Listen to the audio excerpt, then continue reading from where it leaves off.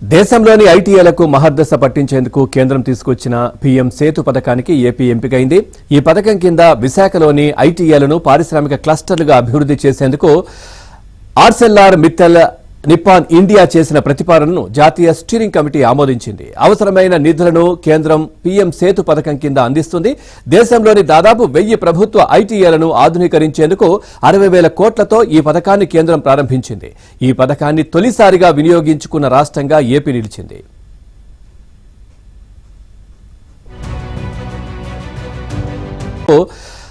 ఆర్సెల్ఆర్ Mittal Nippon India చేసిన ప్రతిపాదనను జాతీయ స్టీరింగ్ కమిటీ ఆమోదించింది. అవసరమైన నిధులను కేంద్రం పీఎం సేతు పథకం కింద అందిస్తుంది.